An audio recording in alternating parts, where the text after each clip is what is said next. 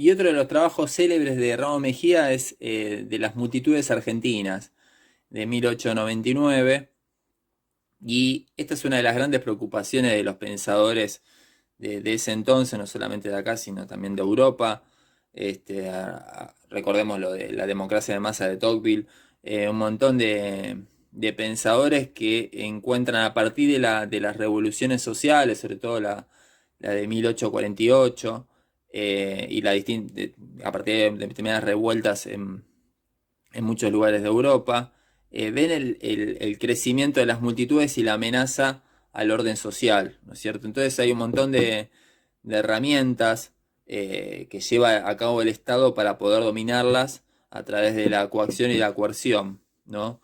Entonces, una de las principales preocupaciones de los pensadores de entonces era tratar de explicar, ¿no? El comportamiento de las masas, de las multitudes, ¿no? Estas nuevas generaciones este, que empiezan a ocupar el espacio público de una manera peligrosa, ¿no es cierto? Que excede el dominio de la clase gobernante. Y fíjate, bueno, en este momento para Argentina, ante el crecimiento de los determinados movimientos sociales, como del caso tan fuerte del anarquismo en nuestro país, eh, Ramos Mejía trataba de encontrar, digamos, respuestas a través de la historia, ¿no? Y ahí van a ver cómo se comportaron las multitudes argentinas a lo largo del tiempo, ¿no es cierto? Y cómo su rol fue positivo o negativo de acuerdo quién dominaba y quién dirigía esa multitud. Y Ramos Mejía en este caso, en el caso de las multitudes argentinas, se va a centrar en un pensador, en un psicólogo eh, que trabaja mucho sobre la psicología de las multitudes, que se llama Gustave Le Bon, un pensador francés. En este momento aparece una imagen con la cara de Le Bon. Sí, exactamente. Y no es David Le Bon, es Gustave Le Bon. Es uno de los principales exponentes que pudo desarrollar una forma de explicar cómo se comportan las masas, las multitudes, a través de qué, a través de la sugestión, ¿sí? Una de las explicaciones que tiene Le Bon. Para Le Bon el lazo social es un lazo simbólico que opera sobre el ámbito no de lo racional, sino de lo emocional, desde lo irracional, desde lo mítico, desde lo intuitivo, ¿sí? De alguna forma, él relaciona las multitudes con lo femenino, teniendo en cuenta en ese momento como que todo lo femenino era aquello que estaba manejado más que nada por los sentimientos, por lo impulsivo, donde estaba ajeno de lo racional, ¿no es cierto? Entonces, Le Bon entiende que el individuo se comporta de manera diferente cuando forma parte de una multitud, cuando forma parte de una masa, ¿no? Cuando pierde su individualidad. Al perder su individualidad también pierde su capacidad de razonar, ¿no es cierto? Se deja llevar por las pasiones, por los impulsos, ¿no? Y tiene muchas explicaciones que de hecho hoy en día muchos terminan justificando, ¿no? El comportamiento que tiene una persona cuando se encuentra con muchas personas, ¿no?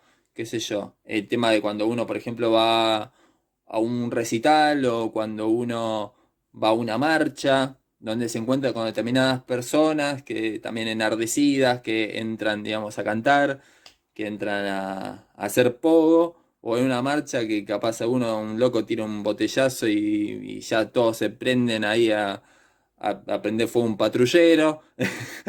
Bueno, estas explicaciones medias conservadoras, ¿no?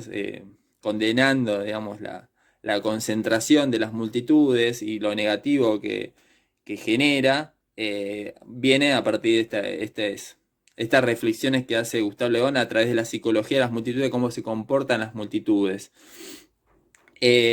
Para Le Bon, la multitud es necesariamente conducida por esos líderes, ¿sí? O sea, no hay una multitud eh, que se pueda sostener en el tiempo si no está manejada por alguien, en definitiva, ¿no es cierto? Entonces toda multitud tiene que buscar un líder y además el líder necesita de la multitud para poder sostenerse, ¿sí? Este, y son ellos los que lo guían de alguna manera a las multitudes.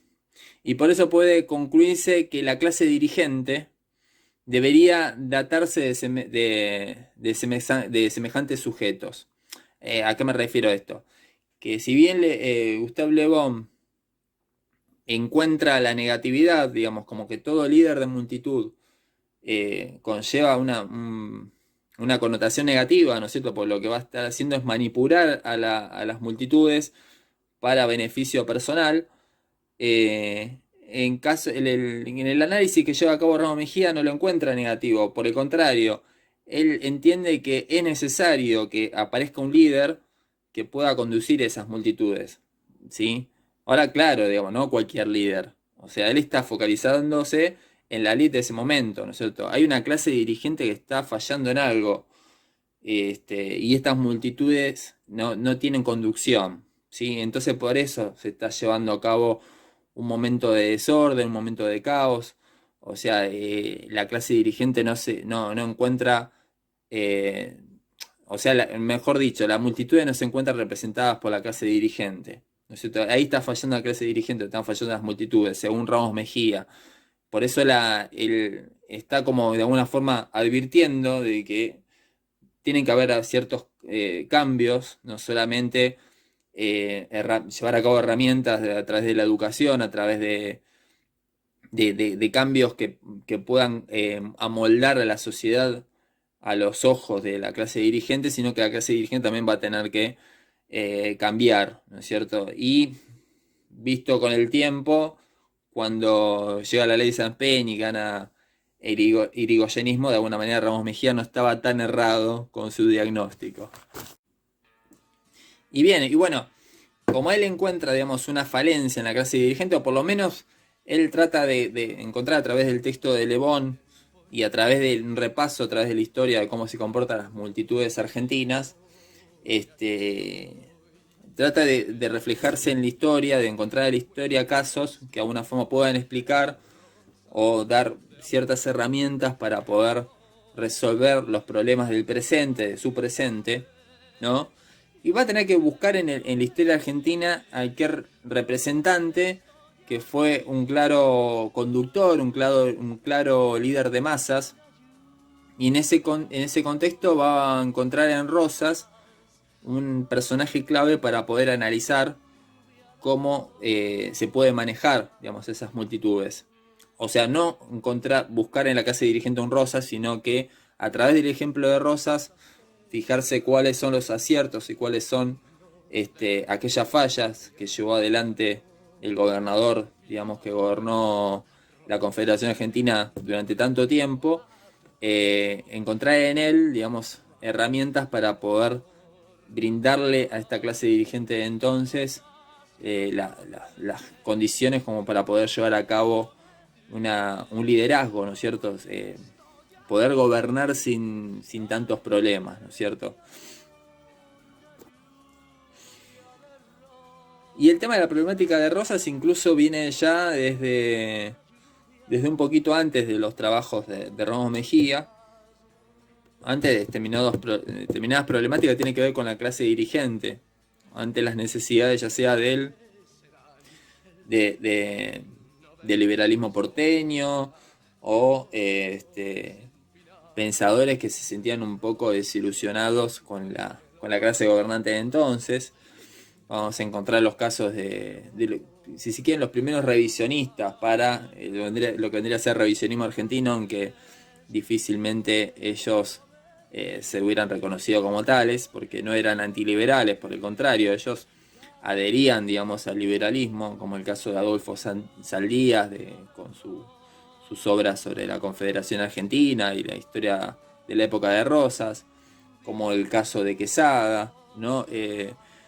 Todos fueron, digamos, ellos fueron los principales historiadores que pudieron recuperar a través de los archivos de la Confederación, reconstruir esa historia que todavía Mitre no había llevado a cabo y por ahí todo daba a la vista de que él no iba a hacer nada al respecto, iba a mantener oculta esas décadas de Rosas. Pero bueno, todos se encontraron a partir de Rosas, que después de Rosas hay un divorcio entre las masas y la élite, ¿no? Y eso es lo que va a encontrar también Ramos Mejía como un diagnóstico a través del repaso de las multitudes argentinas, y con Rosas y su tiempo va a profundizar también al respecto la capacidad de liderazgo que tenía Rosas para poder encontrar ciertas explicaciones a su presente, ¿no? ¿No? Son todas expresiones y modismos y retóricas propias de esta época del positivismo, ¿no es cierto? Así que en definitiva, si nos vamos a detener a analizar el positivismo argentino, creo que es clave en principio poder leerlo con la lupa del contexto en el cual lo está escribiendo el autor. Es muy interesante ver que de distintas obras, tanto de Ramos Mejía o como la de José Ingenieros, o el propio Lugones, que él ya pasa por todas las corrientes ideológicas habidas y por haber, hay que ver en qué momento escribe cada una de las cosas, ¿no? Y para qué la escribe y por quién la escribe. Eh, Creo que, en definitiva, digamos, todos estos personajes tenían una preocupación muy ligada al presente de entonces, ¿no es cierto? Por eso hay que leer la historia en clave, si se quiere, historicista, aunque capaz muchos no lo vean así. Creo que, digamos, que es clave poder entender mucho el contexto en el cual se están desarrollando dichas obras, porque bueno, uno si no va a pecar de muchos anacronismos, de muchas cuestiones que dicen no, pero va a ejercer una condena que está a destiempo, si se quiere, ¿no es cierto? Me parece que ahí las obras de Ramos Mejía son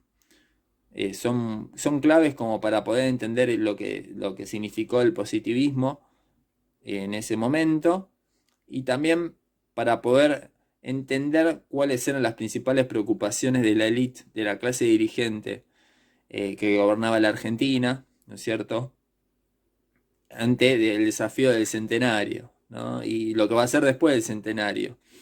Este, y también entendiendo un poco las obras del positivismo, también vamos a poder diferenciarlos a su vez de lo que vendría a ser la primera escuela historiográfica, así con todas las letras bien institucionalizada, como es la nueva escuela histórica, que es casi contemporáneo, digamos, a este momento en el cual los positivistas argentinos estaban ejerciendo determinados cargos y estaban publicando obras que buscaban de alguna forma resolver los principales problemas de la élite argentina, que era precisamente la cuestión social, en definitiva.